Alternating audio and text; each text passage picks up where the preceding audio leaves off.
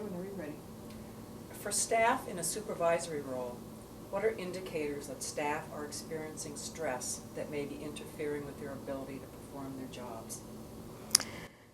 Indicators of staff stress tend to come across as complaints in the workplace, being late for work, always talking to the supervisor about what they can and cannot do. It's constant. So you'll see behaviors change from one staff to the other, and their what I call problematic behaviors will start to arise. And they won't necessarily tell you that they are stressed, but if you know the behavioral signs of stress, then you can pick it up and you can guide that staff appropriately once they indicate those things to you.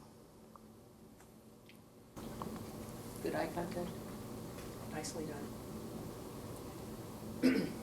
What are day-to-day realities of running a jail that create obstacles to maintaining a healthy workforce and organization? One of the day-to-day operational issues that causes stress is the 24-hour operation of a jail. There is no shutdown time. There is no take a break time. There is no time to regroup and to move forward with the next day's work. It's constant. We have to take orders from the judges, which sometimes have to be carried out right away. We are running back and forth to hospitals to pick up inmates or to drop inmates off, and we can't wait on those things. So some of those things are time sensitive, and we have to move with it. When the shifts change, you have to pass that information from one shift to the next shift, and sometimes there's a hurry to do that because the shift that's on wants to go home so they can get some rest, and the shift that's coming on is saying, well, what else did you say? Well, what is this? What do we need to do that? And so there's a constant movement in the facility. It does not stop, and that nonstop pressure can cause stress on staff.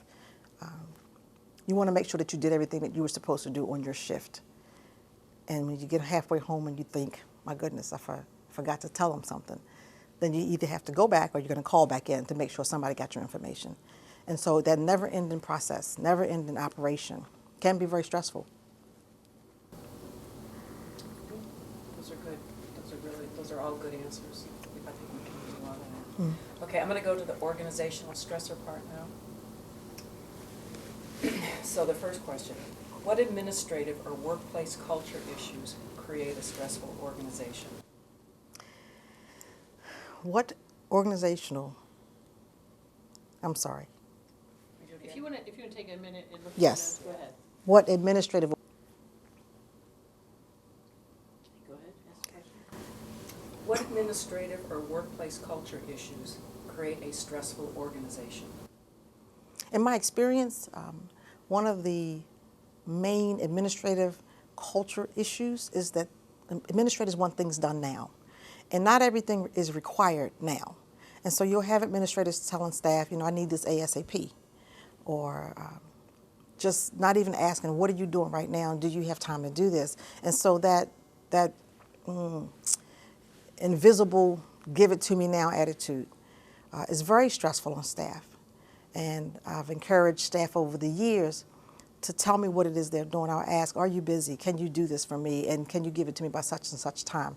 It's important for administrators to tell their staff when they really need the work done. Everything is not an emergency. Even though we're a 24-hour operation, everything is not an emergency, and we should discontinue approaching staff like it's an emergency. The other issue that comes along with that is the fact that when an administrator shows up on a post or in an office, everybody freezes in their own little way because the administrator is there. And there's this attitude that you have to stop what you're doing to pay attention to the administrator, as if we are working for them. But when you have people working on the front line, the administrators really should be working for the staff to make sure staff have what they need, and not that we always have to quickly have what the administrator needs. I'm going to look at the second one. Yes, okay. What happens when there is a perceived disconnect between agency leadership, policy, procedure, and what seem to be the realities of the work?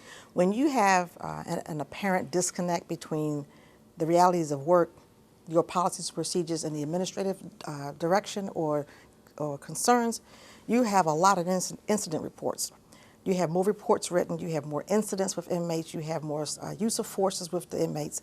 Then you also have grievances coming from inmates because there's a problem with one shift to the next shift. There's a problem between civilian staff and the security staff.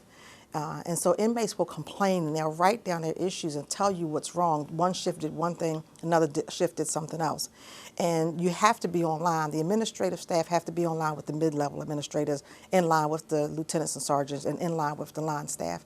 The communication should flow up and down so that the inmates are not catching staff between each other, sort of like mom, says one thing and then dad says something else. Inmates will use that against your agency.